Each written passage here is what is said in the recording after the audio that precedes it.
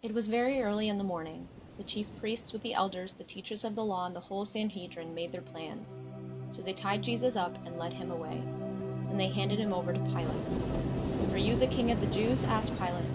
"You have said so," Jesus replied.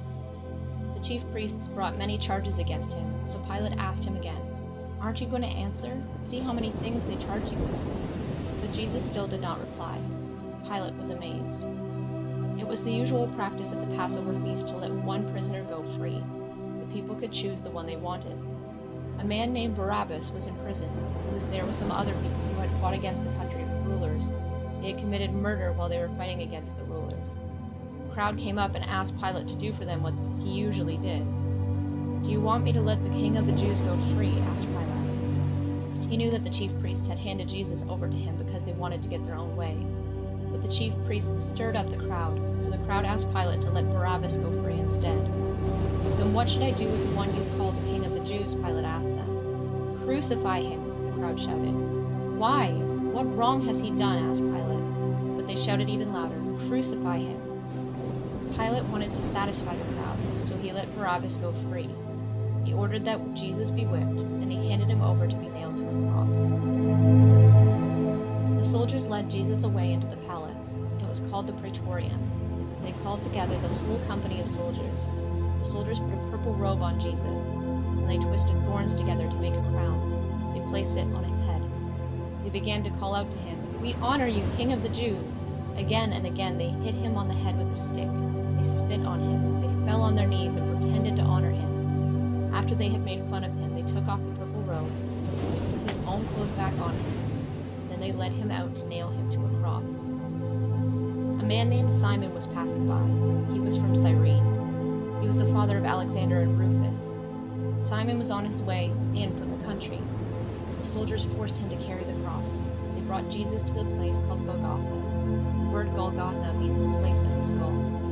Then they gave him wine mixed with spices, but he did not take it. They nailed him to the cross, and they divided up his clothes.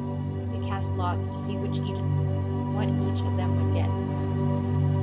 It was 9 o'clock in the morning when they crucified him. They wrote out the charge against him. It read, "The King of the Jews." They crucified him with 2 rebels against Rome. One was on his right and one was on his left. Those who passed by shouted at Jesus and made fun of him.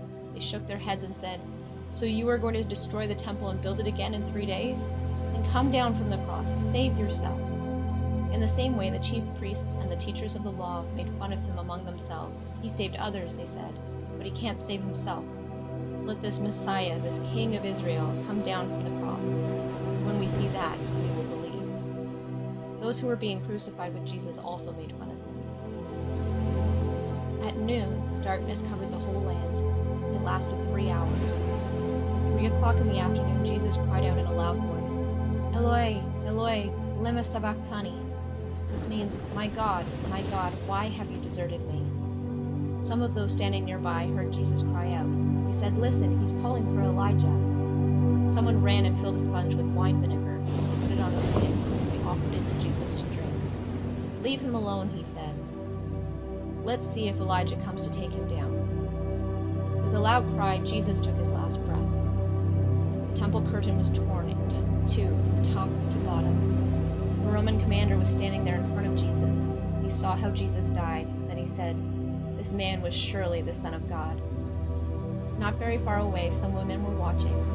Mary Magdalene was among them. Mary, the mother of the younger James and of Joseph, was also there. So was Salome. In Galilee, these women had followed Jesus. They had taken care of his needs. Many other women were also there. They had come up with him to Jerusalem. It was the day before the Sabbath. That day was called Preparation Day. As evening approached, Joseph went boldly to Pilate and asked for Jesus' body. Joseph was from the town of Arimathea. He was a leading member of the Jewish council, who was waiting for God's kingdom. Pilate was surprised to hear that Jesus was already dead, so he called for the Roman commander. He asked him if Jesus had already died. The commander said it was true. So Pilate gave the body to Joseph.